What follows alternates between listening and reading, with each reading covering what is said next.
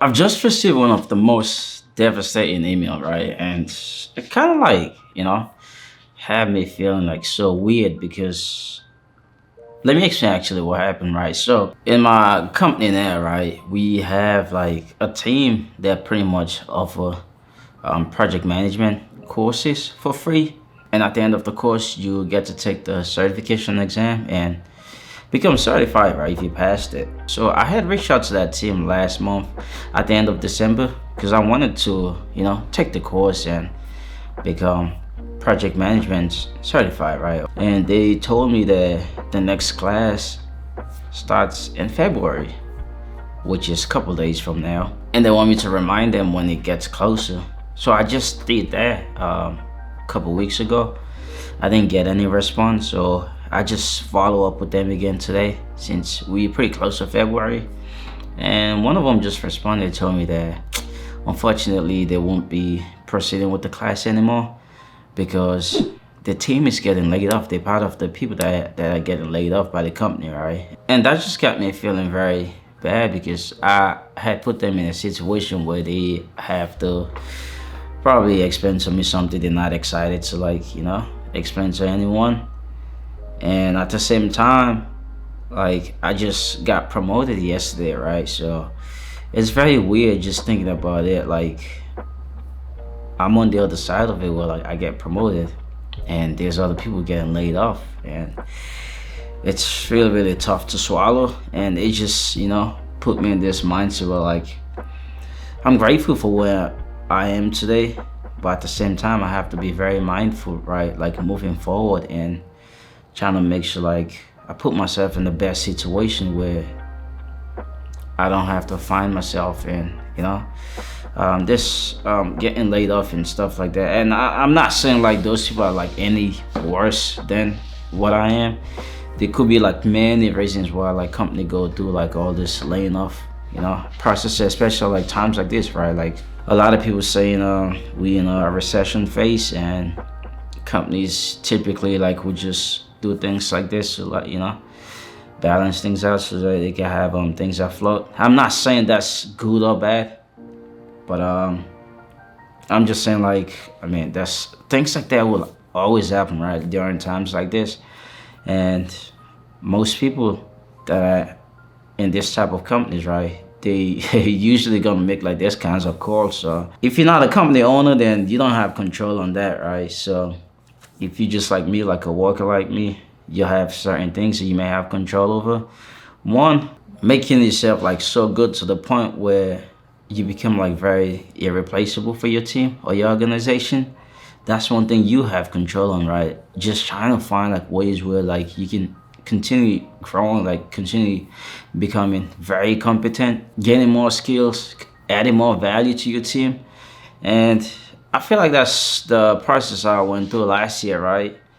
Where we had like so many changes within my immediate team, like people leave, and I was actually one of the newest members of the team, like just a year ago. Fast forward 1 year later, I'm like one of the oldest member of the team, which is like mind blowing to me, right? Because that's the amount of change that the team has been through. And me personally, we used to have like two guys that would do like what I used to do, like data analytics. The other guy had left since last year March, and he was actually the senior data analyst. So I was like just a backup to him, and I was put in a situation where I have to learn really quick and I have to develop like very fast, right? And it was definitely a very tough challenge, and I was able to like quickly overcome that. And I definitely did put in a lot of hours. I didn't even like take most of my PTO off last year because I was just focused in the process, right? And it was actually I actually find it like very fun going through it, which is very some people say that's weird, going through a tough situation like that, and you seem to find it fun. But I feel like that's one of the reasons why like I'm in a state right now where my team is probably see that I value me, and I'm just the willingness to like wanting to grow, and also the willingness to even like take more, right? And not just taking more, but take more and also deliver I feel like if we just focus on that, right, it will put us in that same position where you become very tough to like get rid of, because I mean, even if they get rid of you, right, there will be so much more that other people will have to take on, or the company will have to eventually find another resources to cover up like what you used to do. And Jim Rohn said the best, right? He said like, don't wish for things to become easy, wish for you to become smarter or become more wiser, right?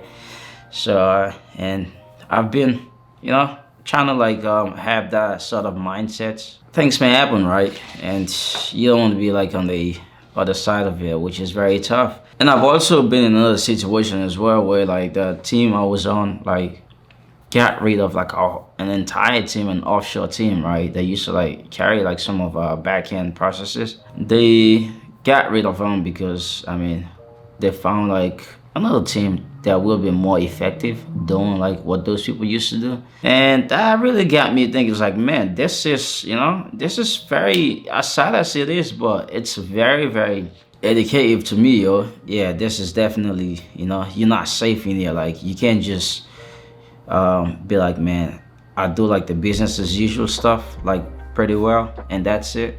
You always have to like push more, right?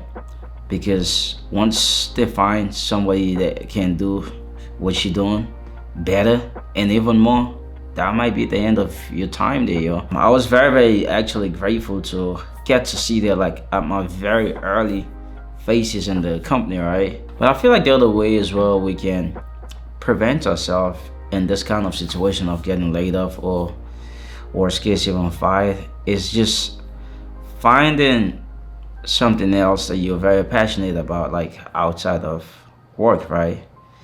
Because at this point in time, like anything can become like a side hustle. So if you have like a side hustle and just become so good at it to the point where people are willing to pay for it, then it could be like a very best option, right? And I've actually read this book called The $100 Startup with author was just, you know, telling stories about different people that make very good amount of living off the side of hustle, or even get like very good amount of money just to like travel around the world. Some people like make like a very, very huge company out of their side hustle, right? So it's definitely a possibility there. So if you can balance outside work and your day job, definitely try to do so and grow up your side hustle to the point where eventually it may just be that backup for you, right? So if anything like this happens, which is, you know, something that I've been working on as well, and just trying to figure out what's the side business gonna be for me, and just, you know, try to see how much I can improve that and make that something very valuable to me. So yes, this pretty much a quick talk on my experience so far and an email that I just received like an hour ago. It's very sad, but I hope this talk inspire you. You should always strive for greatness. You should always like continue to learn,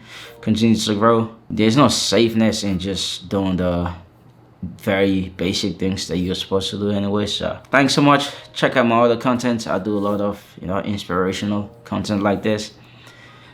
I also do travel vlogs and DIYs. Check them out. Hit the thumbs up if you like this video. But I'm gonna catch you guys on the next one. Peace out.